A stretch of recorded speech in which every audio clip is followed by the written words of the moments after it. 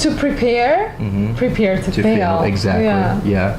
Okay. But if you fail, there's one thing like I have to say. If you fail, Don't if be hard you're on yourself. overloaded, overeating those carbs, and you know your insulin is spiking, and like your body's gonna store all the carb intake. Just be nice to yourself and have a low carb day the next day. Right. I always say that a lot of my friends are like, oh, I've eaten so many cookies and the biscuits and the cakes and stuff. I'm like, just don't eat it for the next 2 days. Right. And your body is smart. Do you know, I'm gonna say this, like, this is kind of like a spiritual woo-woo thing, but so there's this is what's being said, right? That even if you eat food that's not quote unquote good for you, but as long as you're in a good state of mind and you appreciate what you're eating, it's actually going to digest much better. Absolutely. And you'll still get some nutrition from it, versus even if you're eating food that is nutritious but you're in a state of mind where you're stressed out and you're so concerned about what you're eating and what you're about your body and everything, your digestive system's not going to work properly, and even the good food, you're not going to absorb the nutrition.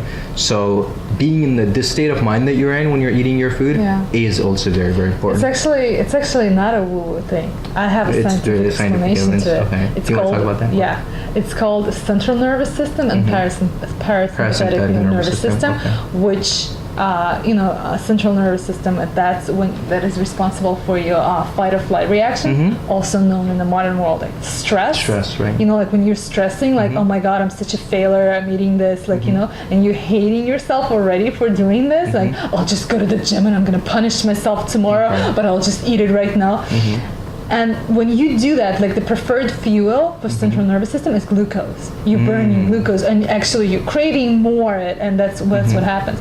But you're resting metabolism and your parasympathetic nervous system, that's when you burn fats. That's what happens when you say you're indulging in whatever, whether it's carbs, whether it's sugar, but you're in a resting state. That's when your digestion's properly, you're digesting properly. That's when all the processes, that's when your body and your subconscious mind feels safe. That's when you're able to use fat as a preferred fuel. Interesting. Okay. You get less cravings, you stay full, and you don't store fat. Right. That also explains why, like, if you go to Italy, or I was in Argentina recently, and you would see people eating so many food that are quote unquote not good for you. But you could just see that they're so, like, you could see on their faces, there's no stress. They're all eating with there's like tons of people, everyone's eating together, and everyone's happy and joking around and laughing. And also they take time to eat. Like, people would have their dinner meals would last anywhere between an hour to 2 hours. Everyone's sitting down and eating. And it's long, and it's a lot of carbs. Exactly. But they digest it because they're in that parasympathetic nervous system. I actually noticed it for myself. When I'm home and I'm stressing, I'm working, like all this, the perception of stress, right? And the pressure of all the deadlines and my school and my work and all this. And I end up, eating, and I end up gaining weight. And my diet is perfect. It's salads and like lean protein and all the smoothies. And all of a sudden, I go to Italy and I think nothing. All there is in my head is how to enjoy my day, like every second of my day. And I eat everything. I eat cannolis. I eat cheese for breakfast. I eat pasta and all. And guess what? I'm losing weight. Exactly. And that's exactly what happens to my clients. The more stress you create for yourself, the more you crave glucose, the more body fat you store. So going back to meditation, diaphragmatic breathing, creating this sense, safety for your body, for it to be able to use the fat as fuel and to be able to digest. Okay, perfect. All right, so we got those three. What is number 4? Number 4 is fruits and vegetables, and number 5 is water. Okay, let's talk about number 4. Yeah, let's do the fruits and vegetables. So what I love about these, and that's that both vegan and paleo, those two extremes, they're joined in love for fruits and vegetables, right? And how they choose, how they emphasize the quality, right? organic, raw, and minimally processed vegetables and fruits, right? And the only question that I get about these two is usually like, do I have to eat all or buy all organic to be healthy, right? And the question is, it depends. What I encourage my clients to do is to explore, like from the holistic wisdom perception, I'd like them to explore more like locally grown seasonal fruits and vegetables, right? Like there's a difference if you go in the middle of the winter and you buy organic mangoes and pineapples, like in tropical fruits, like you don't need it, right? You don't. Your body's in a hibernating state, like it doesn't need this amount of glucose and simple sugars in the fruits, right? What you need is something more calming, and that like root vegetables and stews and warm foods, right? So exploring the fresh farm markets, getting to know the people who grow your food, right? Asking them questions about what pesticides do they use? Is it organic? Like how do you store this? Or asking questions and getting inspired about some recipes and the way to cook this new food and how to incorporate and like more fruits and vegetables into your diet. There's a lot of Americans, they don't like vegetables, right? Unless it's French fries. Right, that's what I was going to say, is French fries, not vegetables. Right? Yeah, and the last thing I usually talk about fruits and vegetables is this environmental working group. They come up with the 2 list of Dirty Dozen and Clean 15. Yeah. You can look it up, and I can give you that information. There's a website you can look that provides very simple guidance on the things that you should be consuming organic and the things that are safe to buy, like non-organic, and it kind of like makes sense. The things that are on the list that are like Clean 15, those are the things that have this outer layer, things like avocados, pineapple, and what bananas. else? Yes. So that works like a defense mechanism, right? And the fruits and berries most of the time that have this thin layer, like peaches, strawberries, and cherries, you'd rather you're safer to buy organic. Right. Yeah. But just the general, just like you mentioned, that every nutrition agrees with, is that you want to introduce more vegetables and fruits into your diet. Yeah. And the key here is the variety. Eat the rainbow. That's what I usually like. The Skittles had it right. Eat the rainbow, but their way is not the healthiest way. And all the amazing phytonutrients, the red fruits and vegetables contain a lot of antioxidants, right? The greens are the most, the low calorie, all the leafy crucified vegetables are amazing for those who try to lose weight and, incorporate more of low calorie vegetables. Like root vegetables I love, and all the orange, vitamin C. Yeah, the more all of the colors of the rainbow. Yeah. One big thing about vegetables too is that it's alkaline in nature. So that's like a big thing I've talked about before. But just eating more food that alkalinizes your body, which is huge as well. So that's perfect. Balancing the pH. Balancing the pH level, because that's the definition of real food. That's what Mother Nature provides for us. Choosing minimally processed or raw, or the foods that Mother Nature provided to us, you can't go wrong. Exactly. That's how the alkalizing happens on its own. Yeah. Great. Okay. Too much sun. Anything else about fruits and vegetables? No, just eat the rainbow, and just I encourage my clients to just experiment with different things. Try things that you've never done before.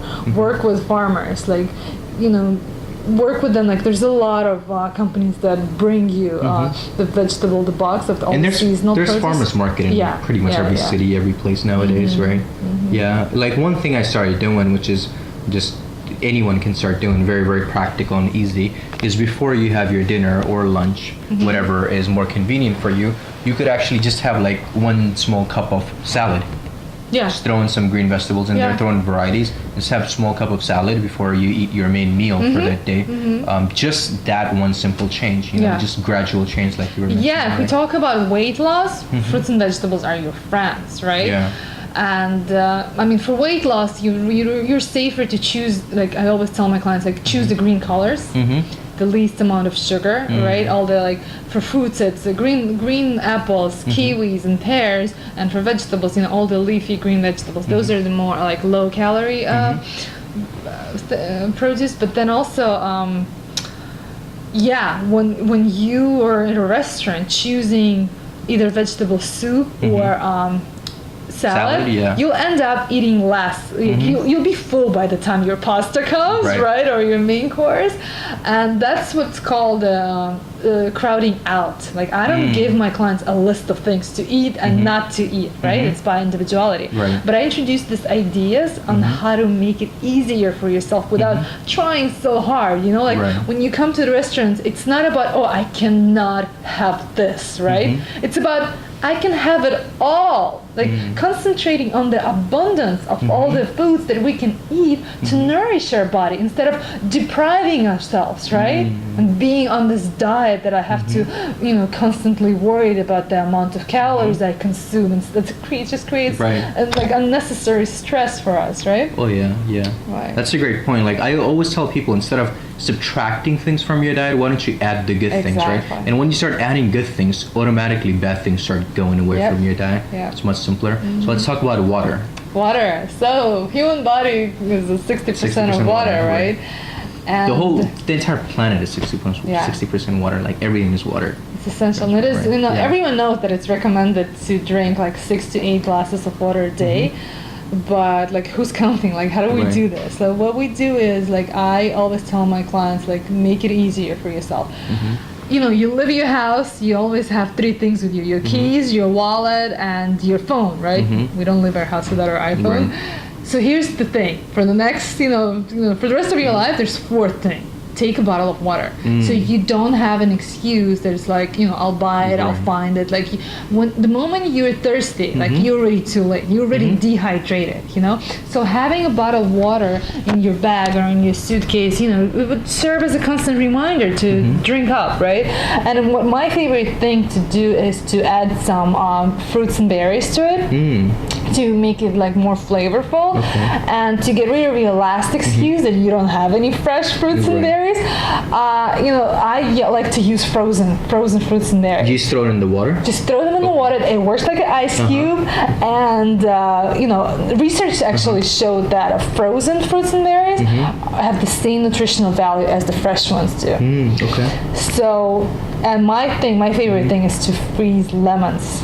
So when you buy a bag of organic lemons and they go bad within like a couple of weeks, right? And you still have 3 or 4 left, just slice them up and freeze them. And whenever you need them, just put it in your water glass, and it tastes amazing. So this like flavored water. Also, kombucha is amazing. Kombucha is amazing for all the gut-friendly bacteria. And for some people who don't know what kombucha is, it's like a fermented tea. You can find it. It's so funny. So I found out about kombucha maybe like 4 years ago or something, and at that time, nobody knew about kombucha. Just people started knowing it recently. And at that time, I used to say that if you see someone drinking kombucha, they're a health nerd. Like, they know about health. So nowadays, kombucha is becoming more popular, but you can find it in any health kind of stores. It's funny that I first tried kombucha when I was like 8 years old. In Russia, it's very popular. People grow it in their house. I had it in my apartment. So I'm not even sure we had kombucha here. Like, they do have it. There's this classes in Brooklyn. Kombucha making, and they sell it. And then I bought a jar. It's like a 2-3 gallons jar where you can grow it, and you feed it with some tea, and it grows. Back to hydration. Kombucha is amazing, and coconut water. Amazing source of electrolytes. But for these, both of these, I always like to mention, watch out for the added sugar. Either add like a half of regular water to mix it with, or just choose the unflavored one. Sometimes the sugar intake is through the roof.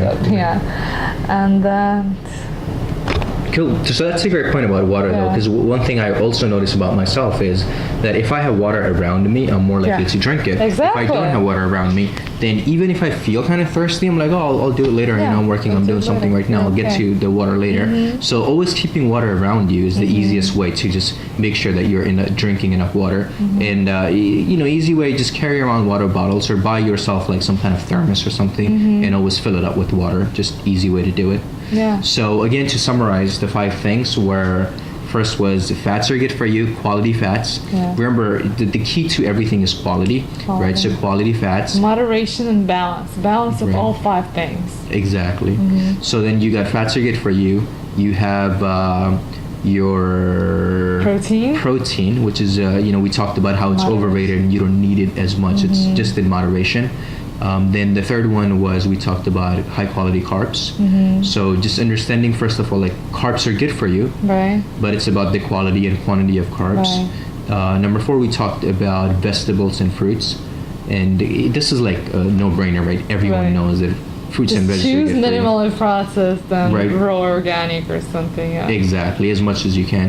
And I think there's a website called Dirty Dozens. You could just Google, if you Google like Dirty Dozens. Yeah, but a lot of people think ketchup and French fries are vegetable. Right, that's not vegetables. Yeah, it's like ketchup is not vegetable. Fries are not vegetables. Yeah. Another big thing about vegetables is try to eat them raw as much as you can. Right. Yeah, raw vegetables are. But during the winter, again, we're craving for something more grounding, like stew, something warm. I like to call it like temperature treated. You know, like something that you can eat raw, but you'd rather not. You want something more grounding, like. Cook it for a tiny bit, like with a little bit of olive oil and garlic. You can cook either like Swiss chard and kale. You know, they're like too, you know, tough to chew it raw, right? Plus, like some of them are hard to digest when it's raw as well. So just lightly cooked. And then 5 was water. So making sure you're drinking enough water. Right, so whenever you become confused, you know, what's good for you and what's bad, right? Whether it's vegan or paleo, just go back to the basics. You know, choose minimally processed, choose organic, and choose the real food. Like stay away from anything man-made, anything processed, whether it's, you know, anything that comes in the package, anything that has the label or some, you know, health claim on it, and just choose and go for something that's, you know, that comes from nature. From nature, right? You can't go wrong with Mother Nature. I remember I was listening to someone who he's been practicing like health coaching and stuff for years, and now I think he's in his 60s or something. And he said nowadays when people ask me any kind of health advice, I just tell them jerf. And like, what is jerf? It's like, just eat real food. Jerf. There you go. That's it. Just eat real food, and then you won't be confused about all this. But well, that's it. Thank you so much for doing the video. Thank you. It was great. Thank you so And much. if people want to find you, you know, I know you have Instagram, and you know, where what is it called? Health Coach Ella. Okay. Health Coach So it's Ella. Health Coach and Ella, ELLA. Yes. Health Coach Ella. You can find her. Thank you for doing the video. Thank It's you. been great. Thanks for checking out the video, everyone. And if you liked the video, please subscribe, like, and comment. And we'll see you next time.